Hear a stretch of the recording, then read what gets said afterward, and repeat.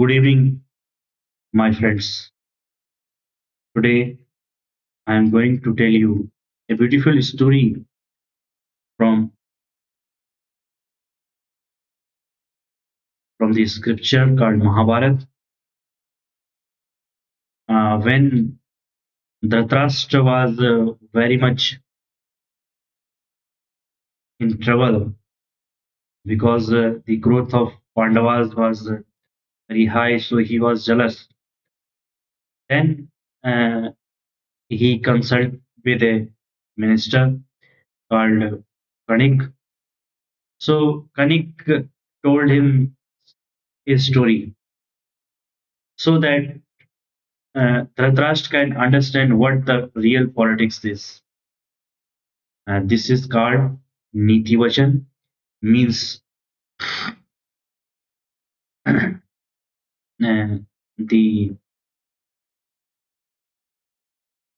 the policy. You can understand the policy. Policy means how state are run, and at that time when when there is only one place and you have to be on that, so you have to be in the politics. So Kanik told Maharaj and elaborate like this. Concluding his opening remark, Kanik said that any and all of the four means could be employed to defeat foes: conciliation, money, creating disunion among allies, or outright force. In other words, Sam, Tam, Tand, Bhed. Sam, Dam, Bhed, and Tand. Dhritarashtra asked Kanik to elaborate on how the four could be employed to sub- subjugate an enemy, and he chose to employ a fable to make his point. Thus start the story of the five unlikely friends: the jackal, mongoose, tiger, mouse, and wolf. In a jungle lived a jackal with four of his friends.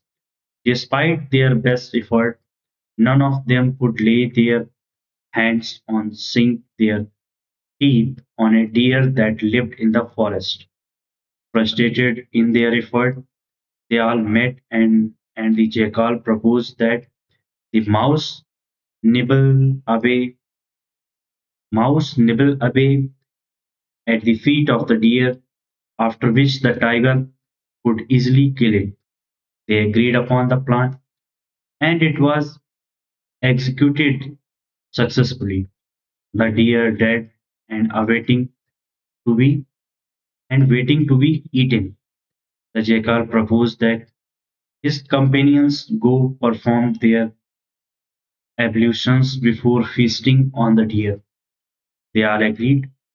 The tiger was the first to return. He saw the jackal deep in thought. When asked, the jackal replied that the mouse had said that even though the credit for deer's hunt properly belonged to it, the mouse, when asked, the jackal replied that the mouse had said that even though the credit for deer's hunt properly belonged to it, the mouse, it would be the tiger who would feast on it.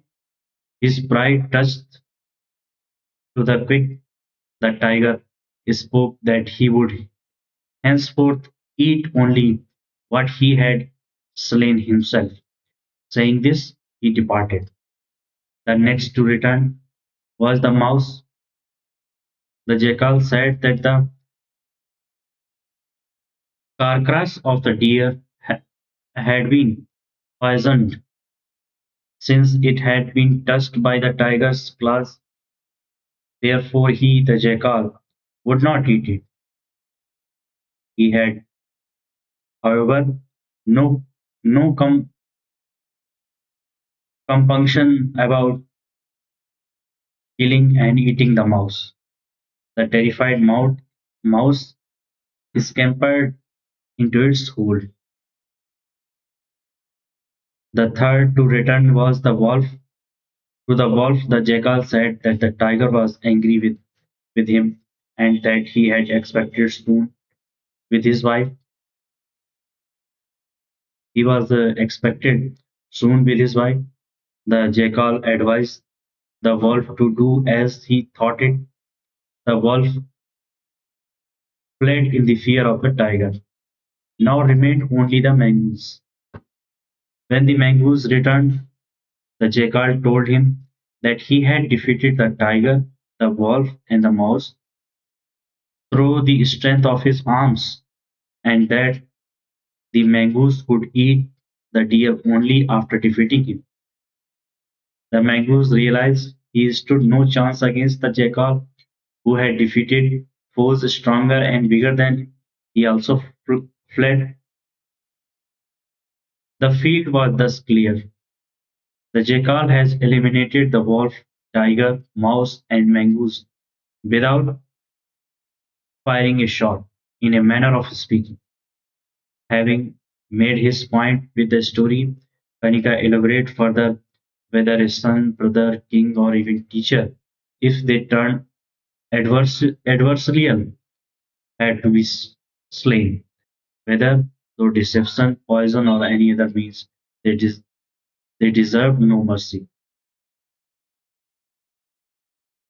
Thank you.